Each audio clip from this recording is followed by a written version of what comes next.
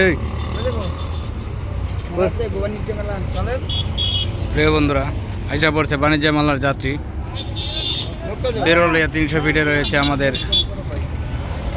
এটাই হচ্ছে আমাদের 300 ফিট নীলা মার্কেট নামে পরিচিত। 300 ফিট এখান থেকে হাজার হাজার মানুষের জীবিকার তাগিদে প্রত্যেকটা মানুষ চলে। এই যে বিআরটিসি বাস কাউন্টার এখান থেকে এগিয়ে যায়। প্রিয় বন্ধুরা, এই যে দেখুন 300 ফিটের বর্তমানে পরিস্থিতি হালচাল চলছে।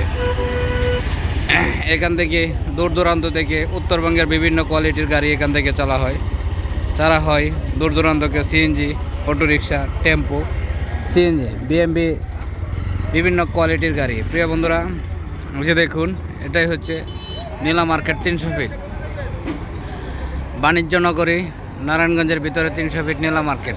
এই নীলা মার্কেট থেকে বিভিন্ন রুটের গাড়ি এখান থেকে ছাড়া হয়। প্রিয় বন্ধুরা, এই যে দেখুন আসছে পুলিশ, গাড়ি থেকে নামছে সার্জেন্ট ট্রাফিক নীলা মার্কেট।